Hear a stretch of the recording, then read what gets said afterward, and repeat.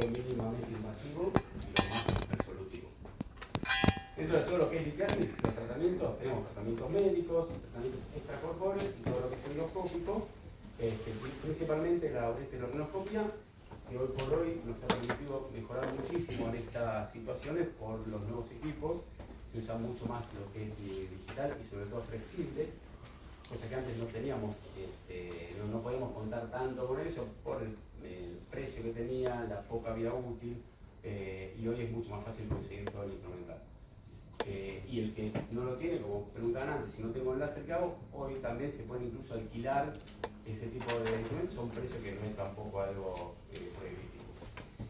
¿Cuáles son las situaciones de las que vamos a ver más frecuentes acá? Bueno, el embarazo, por lejos es algo, los cálculos en el embarazo son frecuentes, sobre todo porque tiene un mayor índice y riesgo a las pacientes embarazadas de eliminar, por ciertas razones que después vamos a ver, cálculos que estaban previamente en el riñón.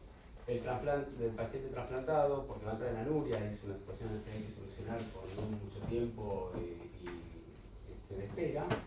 Y después, bueno, distintos tipos anatómicos, como riñones ectópicos en herradura, derivaciones urinarias, divertículos que pueden ser, sobre todo los divertículos calicilares, son los que capaz que más complicaciones puede traer, más que un vesical, no se cambia mucho, y situaciones inherentes más que nada a los pacientes, medicaciones con pacientes medicados con anticoagulantes o antiagregantes, obesos y anomalías de la columna.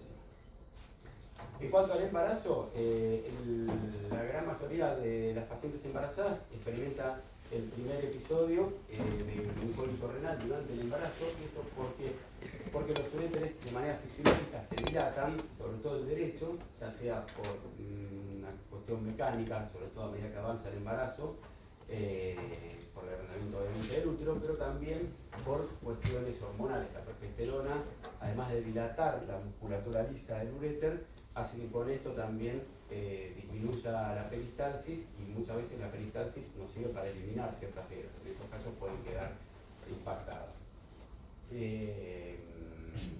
Hay también cambios en lo que es la presión retrógrada, que eso a veces nos lleva a hacer un diagnóstico diferencial, porque se va a ver que los riñones son dilatados de manera fisiológica, pero hay que hacer una sumatoria de todo lo que es el cuadro clínico, ¿sí? Y tenemos además métodos de diagnóstico limitados. De todas maneras, como todo, la clínica es soberana y diagnosticar un cólico renal en el embarazo tiene ciertos diagnósticos diferenciales, pero no es que necesitemos sí o sí todos los métodos de diagnóstico con los que contamos en pacientes que no están embarazadas. Entonces, los diagnósticos diferenciales, ¿cuáles creen que van a ser? Más que nada con la infección urinaria, y sobre todo si es paciente con fiebre, con infecciones altas, porque el cólico o la obstrucción misma los va a favorecer y puede darse una combinación de ambos, ¿sí? Es importante tener los diagnósticos diferenciales porque esto puede alterar el curso del embarazo, depende del trimestre en el que esté, con un trabajo de parto prematuro o, en algunos casos, situaciones muy extremas, retardo del crecimiento. Y además también para saber qué drogas y qué elementos de diagnóstico vamos a contar. El 90% entonces se da del lado derecho y menos frecuentemente del izquierdo, por esto mismo que contaba antes, por un tema del arrendamiento del útero, que por cómo se acomoda el feto dentro del útero, sobre todo en el tercer trimestre, hace que el lado derecho haya una mayor obstrucción. Y además del tema hormonal, la parte mecánica, también hace que haya un aumento del reflujo vesiculolateral, con lo cual también vamos a poder ver dilataciones que capaz que sean fisiológicas por esto o pueden llegar a ser también por el tema de algún cálculo que pueda estar impactado. Entonces, el diagnóstico, ¿cuáles son los métodos de diagnóstico que tenemos normalmente? Rayos, ya sea radiografía o tomografía, resonancia, que es un método menos sensible y específico que la tomografía, obviamente la ecografía. El método de elección en este caso va a ser la ecografía. Si nos queda alguna duda, tiene en el final del embarazo las radiografías con baja dosis son bastante seguras. Igualmente, la verdad que casi el 100% de las veces no es necesario y uno tampoco la recomendaría porque por más que toda la bibliografía diga que se puede hacer, no nos quedamos muy tranquilos dándole rayos a una paciente embarazada. embarazada sea donde esté el punto. Obviamente el primer trimestre está totalmente contraindicado. Y como digamos, la resonancia ahora es un método un poco más caro que el resto y no tiene una alta sensibilidad. Yo creo que con una ecografía y sobre todo el cuadro clínico y sobre todo antecedentes, capaz si tiene antecedentes de litiasis o tiene estudios previos donde se vean cálculos en los riñones totalmente sintomáticos, bueno, uno puede hacer tranquilamente el diagnóstico en la gran mayoría de los casos. Las recomendaciones de las guías europeas son como primera elección la ecografía, la resonancia y con bajas dosis, una tomografía de bajas dosis en situaciones muy particulares. De nuevo, yo creo que nunca necesité, y no sé ustedes, hacer una tomografía en una paciente embarazada para diagnosticar un cólico por una litiasis, ¿sí? Entonces, la etiología puede ser por distintas causas, sobre todo por la progesterona y mecánica, y la bibliografía dice que es un diagnóstico diferencial bastante dificultoso, con lo cual, como veníamos diciendo, yo no concuerdo 100% con eso, porque nosotros siempre ahora, últimamente, nos focalizamos permanentemente en imágenes, y lo más importante, la verdad, que el 80% de un diagnóstico en cualquier patología lo hace el interrogatorio. Entonces, ¿qué va a pasar con pacientes con un cálculo en algún punto de la vía urinaria a partir con el urétero que sea obstructivo? Casi la mitad y un poquito más lo van a eliminar de forma espontánea, mucho más posibilidades de eliminar de forma espontánea en el embarazo que fuera por la relajación del urétero. Si bien la peristalsis que nos ayuda a eliminar las piedras va a estar disminuida, igualmente el espacio, como parecido de alguna manera, que va a tener el cálculo para pasar por el urétero va a ser mayor que lo habitual. Pero en cuanto al tratamiento, lo más recomendable es el tratamiento expectante, y si no, lo que tenemos que saber sí o sí que la ditotrexia extracorpórea es una contraindicación absoluta. La percutánea también es una contraindicación no absoluta, porque es obstruir una vía urinaria. Más que una percutánea, capaz que lo mejor es colocar una nefrostomía y esperar a que pase el embarazo. Pero siempre hay que obstruirlo, obviamente. Esto, si no lo obstruimos, si la paciente tiene un cólico, puede ser un trabajo de parto prematuro o incluso a veces aborto espontáneo. Dentro del tratamiento conservador siempre va a ser la primera elección, y el tratamiento quirúrgico, como vemos, según la situación. ¿Qué vamos a hacer? Tratar de hacer lo mínimo invasivos posible. Si tenemos un cálculo, también depende de la situación, un cálculo en uretra terminal de 5 milímetros que no elimina, podemos entrar, sacárselo y colocarlo en un catéter de OLJ, perfecto. Ahora, un cálculo que nos va a complicar, un cálculo de 1 centímetro impactado en la unión periureteral, capaz que lo mejor para que tenga menos tiempo de anestesia, menos estrés quirúrgico, va a ser colocar un catéter de OLJ, y una vez que termina el embarazo, ahí focalizarnos en el problema principal, que es el cálculo. Pero también en el tratamiento médico, el problema que tenemos es que hay ciertas drogas que están contraindicadas, obviamente los AINES y las quinolonas, y tenemos que dar antibióticos, pero los alfa-bloqueantes como la tamsulosina no están recomendados. Si bien no están contraindicados, no es recomendable, sobre todo en el tercer trimestre. Eso, por lo general tampoco, porque también el tratamiento médico con tamsulosina no es algo que sea 100% efectivo, entonces si lo podemos evitar mejor. En cuanto a analgésicos, si bien no es el mejor analgésico, el paracetamol, siempre es primera elección, y los opioides pueden, con mucho cuidado y de rescate, solamente llegar a darse después de la segunda mitad del embarazo. Bueno, esto hay un montón de cosas y de estudios, pero también lo que tenemos que tener en cuenta durante el embarazo es la lactancia, por las drogas que se van a utilizar, y que todos sepamos que la paciente está amamantando. Eso en cuanto al embarazo. ¿Alguno tiene alguna duda? ¿Qué harían una paciente embarazada? ¿Esperarla hasta cuándo? Porque también eso es importante. Si la paciente tiene dolor, no va a llevar a cabo un buen embarazo, y mucho menos si además se está a decir que ante glóbulos blancos elevados o con fiebre o cualquier signo de infección, va a tener que desobstruirse de alguna manera, ¿sí? Pero, generalmente con un catéter de OLJ alcanza, pero bueno, en caso de que no sea necesario o que no sea posible, con una nefrostomía. En cuanto a derivaciones urinarias, ¿por qué hay un aumento? Sí. Tengo una pregunta. En cuanto a dificultad técnica, un embarazo avanzado, un J, ¿Hay un cambio?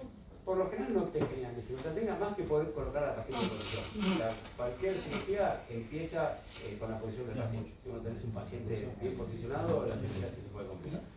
Si te puede complicar un poco con la posición del paciente, es verdad que, como son mujeres, obviamente, tampoco necesitas tenerla muy elevadas las piernas, incluso a veces capaz que no puedes no tenerlas colgadas y juntarle los talones y por lo general se encuentra el meato.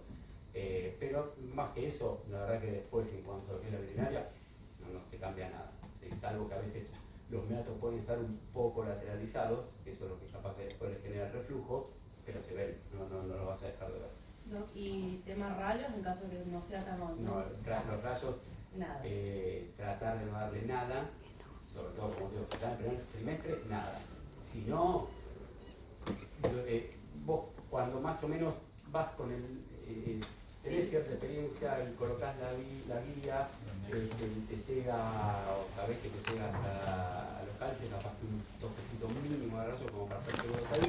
A veces el catéter no pasa, la cuerda no pasa tan fácil porque el cálculo puede estar totalmente impactado y con un edema importante.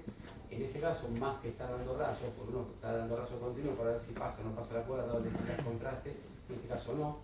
Lo que puedes hacer es meterte con un electroscopio y con visión directa pasarle la cuerda. Entonces ya sabes que el cálculo lo pasaste y de nuevo arriba con un toquecito mínimo, si hace la curva, la cuerda no se salta después. Y la de contraste para estar irradiándolo más. Nosotros hemos hecho algunos casos con control ecográfico, ¿sabes? También. No en embarazadas, por suerte, porque normalmente donde trabajo no tenemos maternidad, así que no, pero sí lo hemos hecho como para mostrar y cuando tenés cierta experiencia se ve. Tenés experiencia, ver la guía no es tan fácil, pero ves como que cambia algo, por decirlo de alguna forma, que es una herramienta que se puede usar. Igual también considero que un disparo no le hace nada, pero bueno, la ecografía es mejor todavía. Sí. Nosotros lo hemos hecho con control ecográfico intraoperatorio y lo que se ve es que cuando sube el doble spot cubriendo la guía, el doble spot termina tapando la guía y entonces ahí vos te das cuenta que está arriba, además de ver por dentro que ya está a una altura considerable. sí, no es tan fácil ver la guía, pero después de hacer algunos... ¿Y una guía metálica? Se puede ver igual. Sí, se ve cualquier guía, por eso. Se ve entendiendo qué es lo que tenés que ver. Ya pasa una cuerda de piano, a veces no te sube tan fácil. Pero a ver, normalmente si vamos a tratar esto, probablemente sea una paciente que tenga uronefrosis, entonces lo vas a ver. No es que todas las semanas vamos a hacer uretroscopía. Pasa algo que Gabriel le decía, todas las embarazadas uretroscopía, no, pero en todo caso, si no puedes llegar. Acá capaz la mayor complicación es que la cuerda no pueda sortear el cálculo y que no pueda llegar hasta el riñón. Entonces, en eso, siempre también tener preparado un uretroscopio como para poder pasarlo por visión directa. ¿Sí? Pero bueno, sí, la ecografía yo por lo general no la necesitamos mucho, pero siempre tenerla preparada es una muy buena opción. Mismo que como empieza la charla, o sea, tener todo lo que tengas a disposición por si lo vas a usar, porque lo más probable es que no uses todo, pero alguna cosa además pueden necesitar. ¿Alguna otra pregunta? Bueno, en cuanto a derivaciones, como decíamos, la hipercalciuria y la hiposcitraturia son un factor predisponente para que estos pacientes formen cálculos, además de según el tipo de derivación y cierta táctica que queda en la unidad que yo hace que los hospitales se puedan agregar. Muy frecuentemente son cálculos infecciosos y sobre todo en pacientes que tienen derivaciones continentes y que se cateterizan. La litiasis se da aproximadamente hasta un 20% de las derivaciones urinarias. Acá el diagnóstico, síntomas puede ser que haya alguna que otra vez molestias, dolor, no siempre, más frecuentemente va a haber hematuria, sobre todo infecciones, como son cálculos infecciosos y son pacientes que se cateterizan a veces o se instrumentan, es más frecuente que haya infecciones, cálculos infecciosos. Pero también otro síntoma de esto puede ser que venga cateterizándose normalmente y de repente, paulatinamente, le cueste cada vez más y eso puede ser sobre todo por cálculos que están en la derivación. Estos cálculos en derivaciones urinarias pueden ser, nos traen dificultades si son tanto renales como ureterales sobre todo, o también si son cálculos vesicales o dentro de la derivación. ¿Sí? Porque más que nada por la vía de acceso que puedan tener, y aparte porque uno tiene que tener cuidado de que, por ejemplo, una cistostomía o un nitrófano no está lesionándolo, porque si no puede el paciente tiene un problema, no se va a poder seguir caracterizando por ahí. El diagnóstico, más que además de por el cuadro clínico, no es un diagnóstico tampoco complicado, porque tenemos todos los estudios que podemos hacer en cuanto a imágenes, y en definitiva la endoscopía siempre se instrumentó como diagnóstico de certeza, y aparte para poder realizar un tratamiento en el momento. Pero sí es importantísimo tener las imágenes de todo esto, sobre todo con tomografía, para ver bien cuál es la anatomía actual de esa derivación o de la vía urinaria, para poder planificar a ver qué es lo que vamos a hacer, porque muchas veces vamos a necesitar, que esto lo venimos haciendo hace un montón, que ahora está mucho más mal, el tratamiento combinado, porque los uréteres al estar reimplantados en la derivación no son tan fáciles de encontrar, entonces lo ideal por eso es pasar una guía desde arriba y recibirla desde abajo. Así necesitamos trabajar en el urétero y en el riñón. Dentro de las derivaciones puede haber neovejigas o derivaciones incontinentes. ¿Sí? Y las incontinentes, las causas principales son cuerpos extraños, migraciones normales desde las vías superiores o la estenosis del ostoma. Y las neovejigas, sobre todo por el residuo, si son neovejigas con misiones espontáneas que no cateterizan normalmente o que se cateterizan pero no de una forma óptima, y sobre todo también la acumulación de mucus. Por el cambio del pH, eso también puede haber tanto en una como en otra derivación. Y como vemos, el manejo tenemos que verlo de acuerdo a la localización de la litiasis, qué tipo de derivación es y qué abordaje vamos a hacer de acuerdo a esto. ¿Sí? Por ejemplo, si un paciente con una citostomía que tenía un cálculo infeccioso, y en este caso capaz que entrar muy cuidadosamente, pero con instrumentales de uso cotidiano, sin algo, digamos, sin nada especial, incluso capaz sin colocar ningún ampla, nada de eso, se puede directamente entrar por el ostoma, digamos, porque ya está hecho el trayecto, ya tiene años operado, pero fíjense cómo se ve el cálculo, es un cálculo que apenas se lo toca se va desarmando. Lo importante, y a veces en esto es recomendable, capaz usar microdetectores más, no tanto el láser, es una opinión mía, ¿sí? Porque necesitamos sacar todo lo que tiene, porque si no después va a volver con el mismo problema en muy poco tiempo, y lo ideal para esto es ir sacando fragmentos grandes dentro de lo que se pueda, ¿no? Porque esto es algo que se toca y se desintegra directamente. Como esto también lo hablábamos recién, muchas veces, como no se ven bien los implantes y incluso por el tema de la famosa chimenea uno no se puede ni meter, lo ideal es capaz que progresar una guía desde arriba, no con un acceso solamente con una aguja, con una chiva y otro operador que lo reciba desde abajo. ¿Dudas con respecto a esto o algún aporte que quieran hacer? ¿Algo que hayan tenido algún caso particular en hospital? Porque estas son cosas que son totalmente variadas. No es que haya algo para hacer, son muy, muy variantes y es un tratamiento muy artesanal también. Bueno, seguimos con los riñones ectópicos.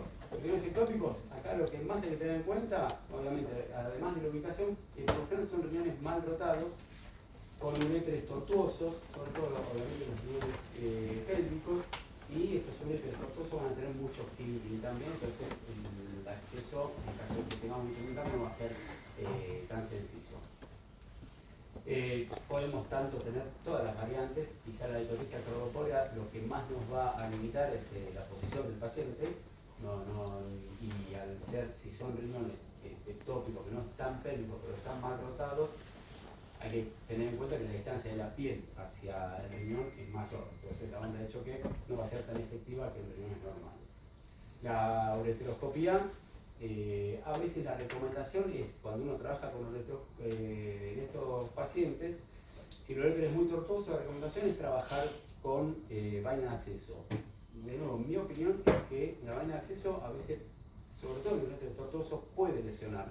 Entonces yo en este caso no trabajaría con vaina de acceso y entrar bien con una visión directa. Es verdad que la guía, una vez que ponemos una guía, puede, por lo general, rectifica el ureter, pero son ureteres que tienen una misma longitud que un nivel normal, pero en otras situaciones de potencia. Y la cirugía percutánea, lo que hay que tener muy en cuenta también es que muchas veces hay órganos interpuestos, sobre todo el colon. Si hay imágenes, o sea, en cualquier percutánea que uno vaya a hacer, siempre te van a tener imágenes por el tema de anatomía, pero en este caso, tener mucho especial cuidado de hincapié en eso, incluso si hay que hacer una percutánea, y hay que pulsar el riñón, quizás hacerlo bien bajo una guía o previamente como la fila para que no se puede perder ningún órgano que sigue. La paroscopía, bueno, y si lo veo casi que esto nunca ninguna. La paroscopía también queda para situaciones muy especiales sobre los oncólogos. Casos de riñones ectópicos pueden ser riñones contralaterales, riñones pélvicos, fíjense también la malrotación del riñón, la ectopía cruzada, y tener siempre también que los uretes pueden también irse al lado lateral. Y lo otro, que si uno tiene que dejar un catéter en estos riñones o riñones que están más bajos o pélvicos, tratar de usar los catéteres más de menor longitud posible, incluso a veces algunos pediátricos, porque el catéter sobra mucho en la vejiga y eso es lo que más molesta a los pacientes, si bien es algo que capaz que vamos a tener mucho tiempo. Este es el caso de un paciente con sintomatología, infecciones y por un cálculo piético a nivel de un riñón pélvico. A ver, está ahí muy cerca de la vejiga, el ureter era muy tortuoso. La primera opción que tuvimos fue, obviamente, hacer entrar de forma retrógrada, pero por desgracia la cantidad de vueltas que tiene. Por eso, a mí a veces capaz me daría un poco de miedo o de respeto a estar colocando una vaina. Una vez que toma pera, lo ideal también para esto, como no vamos a estar entrando y saliendo, es hacer una técnica de lasting.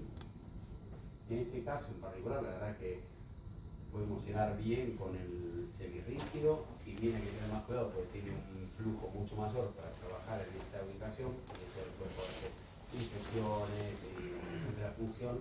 Es verdad que también nos acorta el tiempo porque tiene una visión mejor. Esto estoy hablando de este momento, cuando no tenemos capaz de tanto sobre todo. De todas maneras, igual siempre después lo revisamos para que no quede nada. En este caso sí dejaría un catéter por el tamaño del cálculo que creo que se dejó, y el tema es que había estado con una infección previa, si bien el cultivo tratamos de negativizarlo o de hacer un tratamiento antibiótico previo e intraoperatorio. Doc, una pregunta. Previo al ureteroscopio flexible, previo al láser, ¿qué opciones tenían estos En pacientes? este caso, la verdad que la primera opción es esa. Porque si vos, a ver, el segundo riñón pélvico, la percutánea estaba, y vos te fijás si ves la imagen, Sí, el cálculo estaba.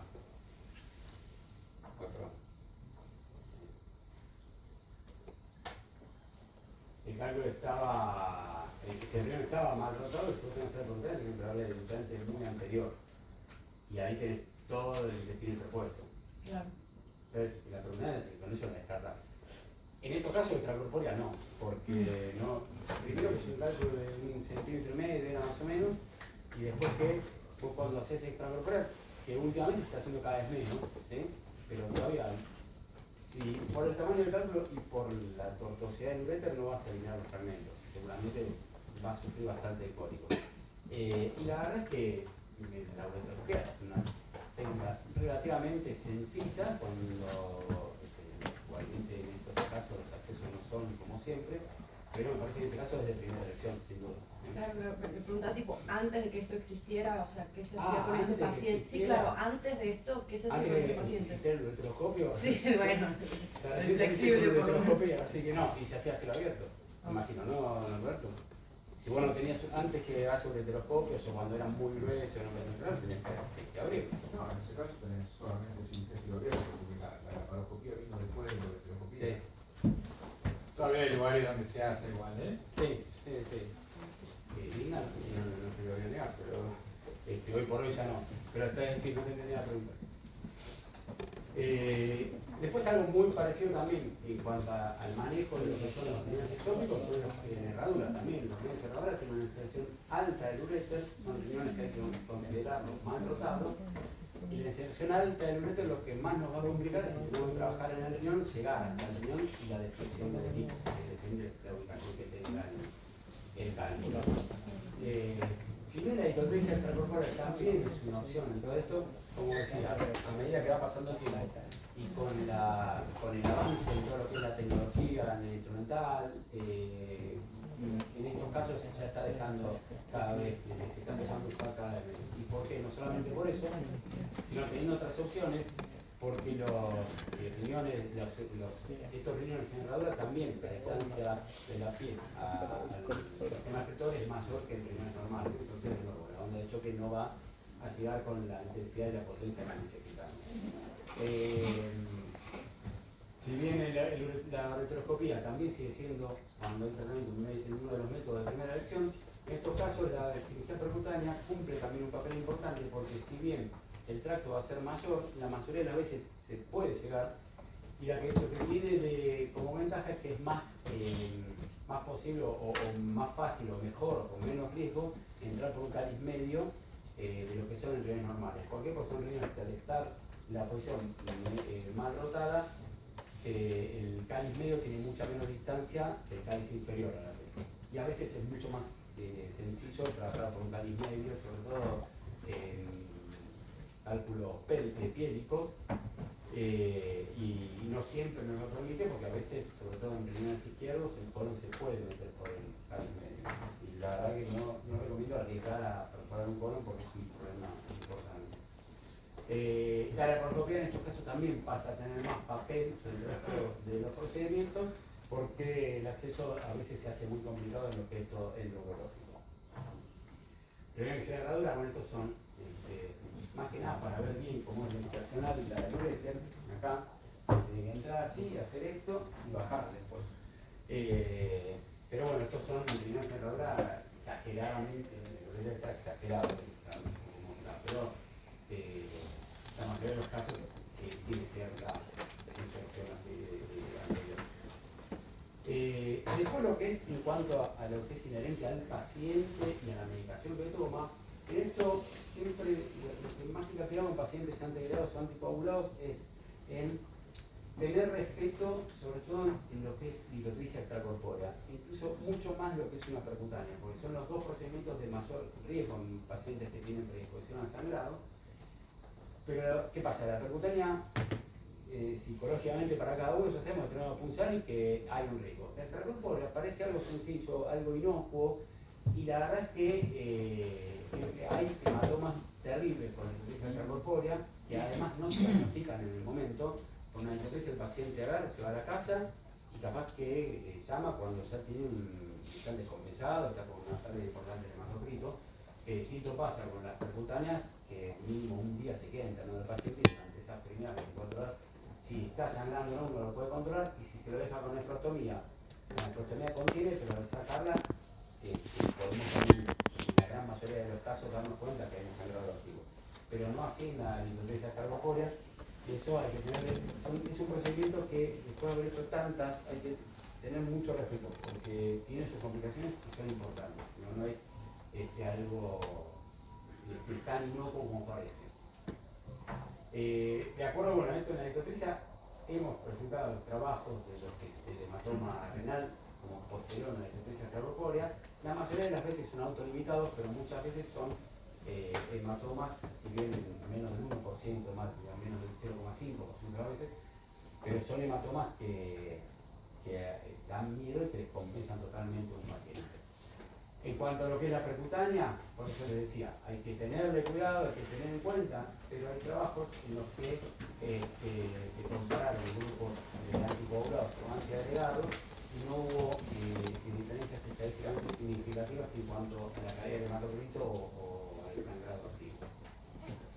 Entonces, en una ictotricia podemos tener hematomas semilunares, tan chicos como este, que puede ser un hallazgo, por lo general lo es, pero bueno, también es importante saber que está, porque si nosotros hemos pensado hacerle una ictotricia, un retratamiento, con esto obviamente hasta que no haga yoga no vamos a hacer nada. Ahora, los distintos son estos, yo decía antes, este es un paciente politotricia extracorpórea a las 48 horas, si mal no recuerdo, de la ictotricia, configuración, mareos, hipotensión, y tenía este pedazo de hematoma que incluso se extiende hacia abajo y se va hacia el ureter medio. En ese caso sí vamos a tener que hacer una arterioscopia, una angiografía, y hay en el polo inferior, van a ver que hay un par de puntitos que son en la causa del sangrado. Lo que se hace es simbolizarlo y después controlarlo muy de cerca, sobre todo las primeras 48 horas, porque la embolización no siempre es efectiva. Gracias a Dios en este caso lo fue, pero un paciente estaba terminó en terapia unos días, y esto es ictotricia extracorpórea, hacerla como se hace siempre, no es que tuvo mayor cantidad de disparos, nada. Sí, nosotros vimos en uno de los trabajos nuestros que el factor que más determina o que más predispone a la formación de hematomas es no las frecuencias ni la cantidad de disparos, pero sí la intensidad. Con mayor intensidad, mayor hematoma y mayor magnitud del hematoma, sobre todo eso. No sé de acá si hace mucho ictotricia extracorpórea, pues ya te digo, es algo que está, si bien todavía se hace y Horacio las recontra defiende, pero, y yo también, pero me parece que ya hay casos en los que antes hacíamos y hoy por hoy ya no lo hacemos más, no porque no queramos, sino porque todo lo que hay endoscópico hoy es muchísimo mejor de lo que era hace, no sé si 10 años, ya hace menos de 10 años. El paciente monorreno, lo más importante es que esto es más urgente que en cualquier otro caso. Nosotros, los pacientes con 2 riñones, lo principal que tenemos que hacer es a nivel del dolor. ¿Sí? Un paciente con dolor, un paciente, sea de lo que sea, no se lo puede dejar con dolor. Eso lo aprendí de maestros míos de la Unión Hospitalaria. El paciente viene siempre por dolor, entonces uno tiene que aliviar el dolor. Pero en estos casos no solamente el dolor, sino la insuficiencia renal, que la van a tener seguro, la anuria, ¿sí? Con lo cual el diagnóstico va a ser, obviamente, muchísimo, no vamos a necesitar quizás tantas cosas más que ver dónde está la piel o cuál es la causa o cuál es el tamaño, pero reconstruirlo de cualquier manera. En algunos lugares o algunos prefieren dejar una derivación, ya sea doble J o nefrostomía, y en otros casos solucionarle siempre se puede el problema, o sea, sacar la piedra y después sí dejarlo en doble J, pero ya con el cálculo solucionado. Yo particularmente, si se puede, prefiero solucionarle todo en un solo momento, pero estos pacientes sí, obviamente vamos a dejar catéteres mucho más frecuentemente que en nosotros, porque el edema que se puede dar, ya sea por el cálculo o por la instrumentación, le va a generar también dolor y anuria. El acceso de la percutánea también, el tema del cuidado con este acceso es tratar de arriesgar lo menos posible, porque muy raro en una percutánea, y hoy por hoy cuando se trabaja con instrumental de mucho menor calibre, es muy raro que termine en una nefrectomía, pero puede pasar. Entonces, en estos casos tratar de lesionar el riñón lo menos posible.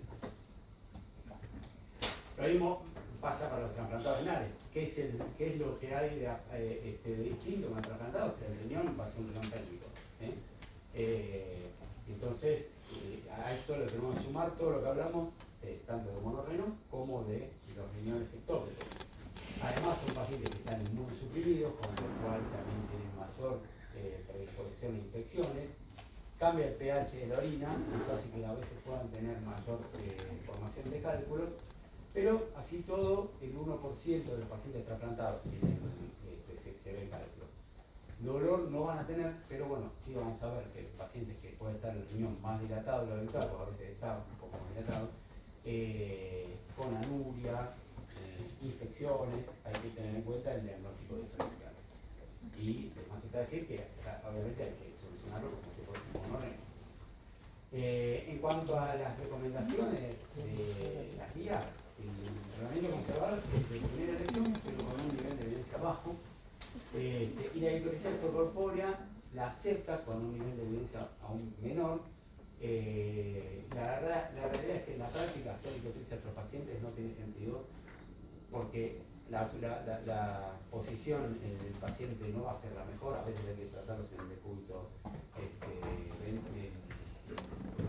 ventral y además son riñones que se pueden dañar con la eritrotricia que después al estar pélvico, si bien el uréter es un uréter corto, va a ser también igual más difícil que eliminen los cálculos. El uréter no es más que esto, pero corremos de nuevo con el riesgo de que se ocluya más. Una salvedad que hay que hacer también con tanto estos pacientes como los monorrenos es si hacemos eritrotricia, ¿dejamos catéter o no dejamos catéter previo? Y eso depende mucho del control que podamos tener postoperatorio con el paciente, calculamente que es en medio del campo, y bueno, vamos a dejar un catéter. Del cálculo, ¿sí? Es un cálculo en cáliz inferior, capaz que sí, y es un paciente que podamos controlar, que ante cualquier cosa nos pueda llamar, podemos intentar hacerlo sin catéter o escota previo, pero bueno, saber que al eliminar cálculos muchas veces pueden hacer cólico y el cólico en estos casos es mucho peor que en un caso con todos los riñones. Y otra situación particular que no siempre hay que tratarlo, pero que hay que tenerlo en cuenta son los cálculos en divertículos calicilares. ¿Por qué? Pues son cálculos que a veces duelen, porque cuando se hace el divertículo tiene el infundíbulo mucho más cerrado, siempre se forman los divertículos, y además del dolor son cálculos propensos a infecciones. Pero lo que hay que hacer en estos cálculos, no vamos a poder entrar tan fácil, pues más que nada para mostrar, tener una referencia de lo que es una canastilla frontal con lo que es el cuello, con el fundíbulo de cáliz. Entonces, en estos casos, lo ideal, aparte para solucionar en cierta medida también el tema, que después hay que ver si vuelve a cerrarse o no, es la infundibulotomía. ¿Sí? El cálculo está impactado, este es un cálculo también sintomático. En fundibulotomía puede llevar a un riesgo aumentado capaz de sangrado. El sangrado no pasa absolutamente nada en cuanto a la funcionalidad, solo pero nos va a complicar la cirugía. O sea, con este tipo, si nos sangra un poco más de lo habitual, por eso hay que ir muy despacito, no vemos nada y tenemos que dejar todo con un doliscote y volver en un segundo tiempo. ¿Sí? Pero lo mínimo, cuando uno puede abrir el infundíbulo, entrar, romper la piedra y sacarla, tiene problemas por lo general se soluciona. Hay que estar atento para que eso no se estenose y no se vuelva a formar. Y tiendos son estos divertículos, después está totalmente cerrado y desde abajo no vamos a poder incluso ni siquiera ver dónde está la entrada del cáliz, o sea, la luz del fundíbulo. En estos casos, sí, lo ideal capaz que es entrarle por arriba, hacer una percutánea. ¿Cuál es el riesgo? O sea, ¿cuál es técnicamente lo que complica las percutáneas en este caso? Es que la vía es muy difícil o no nos va a pasar porque está literalmente cerrado, el cuello no nos va a pasar hasta abajo a la pelvis. Pero el divertículo mismo nos permite enrollarlo. ¿Sí? Entonces, con mucho cuidado, con un ayudante que esté acostumbrado a hacer esto, que es lo más importante, es tener el acceso. Una vez dentro, además de tratar la piedra, lo que se puede hacer después también es tratar de abrir el cuello del divertículo. Y otras veces no podemos entrar directamente por el divertículo o ese mismo, por ese cáliz, entonces no está mal, capaz de entrar por otro cáliz y transcanecilarlo. Básicamente lo que nos permite capaz que si hay piedras que son más grandes o que ocupan todo el divertículo, ni siquiera podemos enrollar la cuerda ahí, y la verdad es que percutánea en este tipo de cirugías estar si uno no tiene una guía asegurada, no hay que nunca hacer una mínima dilatación porque después estamos haciendo un problema. Entonces, estas son las consideraciones más que nada también de lo que son los divertículos axilares, es como un repaso a lo que vimos recién. La eritrotricia son divertículos muy cerrados, lo único, no le va a solucionar el problema, pero sí en ciertos casos, por más que no elimine las piedras, la eritrotricia extracorpórea misma, al romperlas, hace que alivie mucho los síntomas. ¿Sí? En algunos casos de dolor, si no es necesario el tratamiento quirúrgico, la eritrotricia, por más que las piedras queden, y obviamente si no son infecciosas, le va a aliviar bastante el dolor. En cuanto a ureteroscopía, podemos ver, depende si el divertículo asoma o permite ver cierta luz, podemos hacer la espondilotomía, pero bueno, si no, directamente lo que tenemos en la percutánea, y lo que es la laparoscópica o robótica, también tiene un papel en estos casos, porque si es necesario, que son divertículos y cálculos que no se pueden tratar por los métodos farmacológicos, y son infecciosos y traen problemas al paciente, a veces capaz que con una nefrectomía parcial, solamente realizando la resección del divertículo, se soluciona. Realmente eso es como última opción. Y después en cuanto a pacientes, a la contextura física del paciente, el paciente obeso muchas veces es un problema porque no se lo puede poner en posición óptima para ninguna de las opciones que tenemos, y tiene un riesgo aumentado de tener cardio por el síndrome metabólico. Muchas veces son pacientes diabéticos y con hiperuricemia. Por lo general son incluso más frecuentemente cálculos de oxalato de calcio, ácido úrico o mixtos. Y el principal problema que vamos a tener con ellos no es tanto que el diagnóstico, ni mucho menos, sino esto, el tema de posicionar al paciente. Cuando, al ser mucho más, digamos, más amplia la distancia entre la piel y la piedra, si nos van achicando un poquito las opciones, porque si bien tenemos, por ejemplo, en el caso de las percutáneas, tenemos amplias, que son más largos que la habitual, hay que tener en cuenta que por más largo que sea, el equipo tiene una longitud que si el equipo mismo no llega, no va a haber manera. Entonces, la ureteroscopía es la mejor opción, aunque sean cálculos quizás coraliformes y no podamos tener otro acceso, se va haciendo con paciencia en 1, 2, 3 procedimientos incluso, y por lo general no tenemos problemas con la posición del paciente, pero sí lo vamos a tener con los otros dos métodos principales, que son la esferocorpórea y la percutánea. Cada tanto quiero parar para ver si alguien tiene alguna duda o algún aporte, sobre todo, porque dudas mucho capaz no hay, pero algún aporte, alguien que haya tenido algún caso, o ya sea pacientes trasplantados, obesos, cómo lo solucionaron, ¿sí? Cualquiera me para y lo comentamos. El ureterocele es una situación relativamente sencilla, es lindo tratar un ureterocele, porque no sé, es como satisfactorio cuando se va desinflando. Pero en esto, y también por experiencia, muchas veces el meato está, en este caso se lo ve como implantado más arriba, digamos, en lo que es el lomo del ureterocele. Si nosotros colocamos o intentamos colocar una cuerda por ahí directamente, el ureterocele solo se desinfla y nos va a complicar a veces encontrar el camino adecuado. Yo lo que prefiero, ya sea con láser o con esto que es con energía monopolar, generar un neomeato, ¿no? Y aparte va a ser mucho más amplio.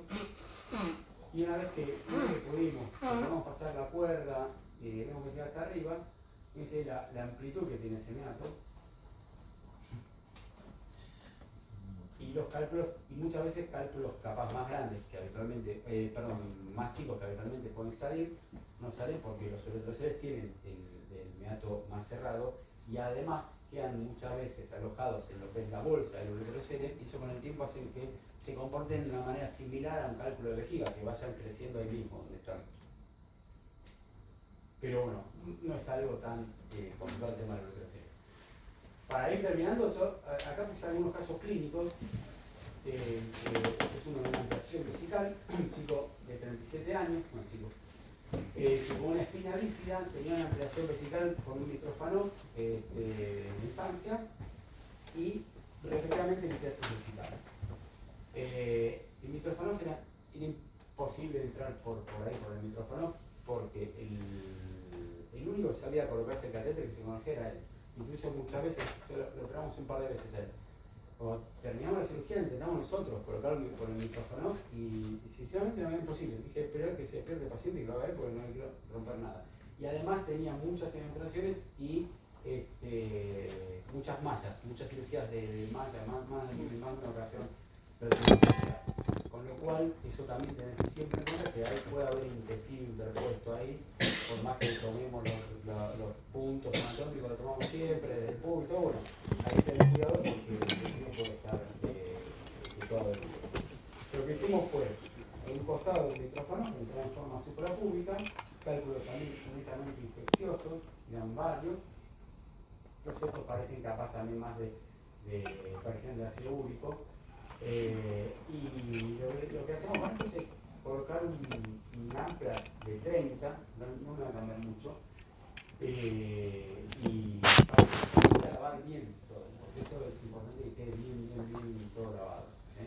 Y ver siempre, bueno, esto es algo para todos los que preguntan también, que no quede ningún fragmento por debajo del ancla. Retirarse un poquito, ir viendo, porque muchas veces quedan por debajo.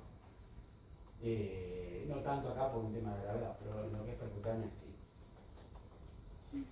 Esto seguramente en unos años el paciente vuelva, porque son formadores de cálculo. En cuanto a deformaciones esqueléticas, esto son también pacientes formadores de cálculos porque vienen acompañados de otro tipo de patologías, están inmovilizados, con lo cual tienen una hipertaxuria, y al estar inmovilizados y al tener generalmente vejigas neurogénicas, son pacientes que hay que caracterizarlos, y eso también obviamente les aumenta el riesgo de formación de cálculos. Sobre todo lo que más nos va a dificultar es el tema del posicionamiento, como siempre en este tipo de pacientes o ya sea con parálisis cerebral, deformaciones de la columna, entonces, bueno, este caso clínico es una chica de 21 años con mielomeningocele, se hacía 4 cateterismos al día, infecciones a la repetición. Lo más importante de esta chica es que tenía una enfermedad restrictiva respiratoria importantísima. Ya la habían internado, se le habían hecho procedimientos mínimos para otras cosas, no tienen nada que ver con esto, pero con mínima anestesia no la habían podido sacar el tubo, había terminado tiempos largos en terapia. Entonces en esto es uno de los pocos casos en los que hoy por hoy optamos la piedra de 3 por 2 centímetros, y en este caso sí, optamos por cirugía abierta, porque la anestesista me dice, mira, esto tengo que hacerlo en 10-15 minutos porque no la puedo intubar. Como no tiene sensibilidad, creo que estaba despierta, esa le hizo capaz una sedación mínima para que esté más tranquila, pero más que nada este caso lo pongo porque todavía muy poco, pero la cirugía abierta en este caso tuvo su papel. Como para no estar tampoco tratando, rompiendo, eso lleva más tiempo. Y esto en 10-15 minutos es un cajito mínimo que saca y se vuelve a cerrar. El otro caso clínico, este es un paciente con parálisis cerebral, cuadripléjico, monorreno, una escoliosis severa y con infecciones a repetición. Es un chico que no estaba conectado, no se quejaba, no sé si de dolor, y cuando hacemos la tomografía vemos un cálculo coraliforme en el derecho, encima con un paciente monorreno. Imposible también posicionarlo para entrar cómodamente, hacer una uretroscopía, aparte con el antecedente infeccioso, capaz de trabajar en forma con un flujo que no corra permanentemente, y un cálculo tan grande no es lo que hubiésemos elegido, ¿no? Pero bueno, sí ver también cómo es la anatomía, para que no haya ningún órgano interpuesto. Con la severa escoliosis que tenía, la anatomía es muy cambiante en este caso. Lo que hicimos fue,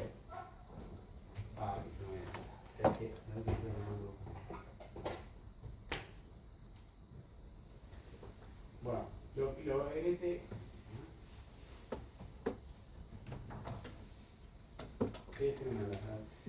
en este caso lo que hicimos, igual tampoco es algo que sea, estaba con una estenosis muy uretral, una estenosis cerrada, no se podía pasar nada, entramos con un citoscopio, no había manera de pasar la cuerda, lo pulsamos suprapúbico.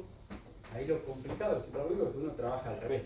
Entonces lo que tenemos que ir primero para encontrar una referencia es buscar el puesto de la vejiga y de ahí buscar la barra, pero siempre al revés.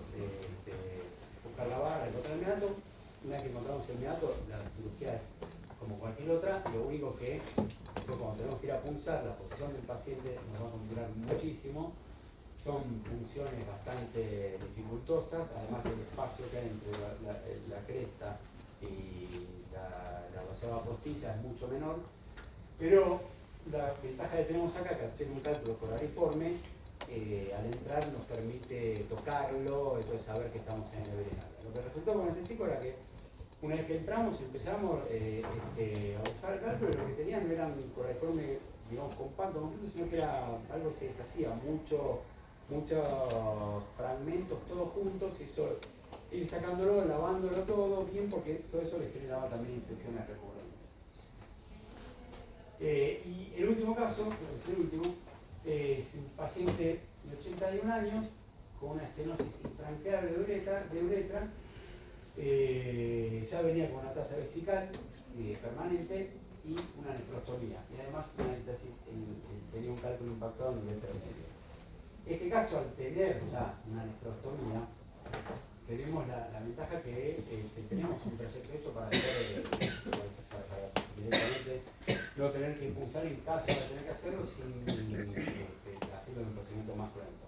Entonces, como no podíamos ingresar por abajo, no se encontraba el uréter, lo que hicimos en este caso sí fue un tratamiento combinado, aparte desde abajo el uréter, desde la frontalla, el uréter estaba muy cerrado. Y hoy por hoy, la verdad que acá este es el ingreso desde arriba. Hoy por hoy, los tratamientos combinados, tanto en vía retrógrada como anterógrada, se están haciendo cada vez más. Por esto mismo que decía antes, porque los equipos mejoraron mucho, lo que es flexible. Fíjense la imagen que tiene esto, que no teníamos antes ni de cerca, la imagen digital. Además, uno lo usa mucho más frecuentemente porque no hay que cuidarlo tanto el equipo al ser algo descartable. Y por otro lado, lo que es percutáneo, también con la popularización y la generación de equipos de mini-PER, de accesos mínimamente invasivos, ha ido avanzando mucho. Entonces ya es mucho menos invasivo. Este caso es distinto, porque teníamos el cálculo en el uréter medio, entonces lo que hicimos fue ingresar a través de la nefrostomía con un uretroscopio flexible y tratarlo de ahí arriba. Perdón, me un caso más, pero es rápido. El litiasis coraliforme, que quizás lo último, sí es una situación clínica especial, pero la litiasis coraliforme es algo que hoy por hoy, de acuerdo al medio en el que se trabaje, no se ve quizás tan frecuentemente. Pero bueno, obviamente sí, en hospitales públicos uno lo va a ver mucho más, en lugares fuera de lo que es el urbano también.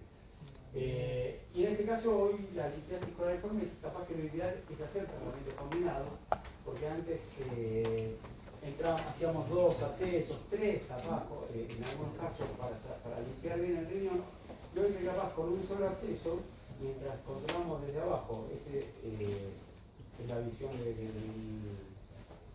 de la aguja que está entrando, nos da la ventaja, primero, de acceder a cálices que de otra manera, de arriba solo, no accederíamos tan fácilmente, habría que hacerlo de otra punción con el riesgo que implica. Y lo otro también es que podemos reacomodar y sacar quizás fragmentos más grandes. Creo que hay una parte en la que, bueno, esto es la visión desde arriba, del uretroscopio desde abajo. Y lo que se puede hacer es eso, con el acceso retrógrado, en cálices a los que no llegamos desde arriba, que también se puede ir desde arriba con un flexible, pero en este caso era un coraliforme, sacar fragmentos y en vez de terminar de romperlos de abajo, como para ser más práctico y dividir el tiempo de cirugía, el cirujano de abajo le presenta el fragmento que está arriba y que está arriba lo rompe, pero con una extracción de cálculos mucho más grande. Así que bueno, eso fue todo. Si le tienen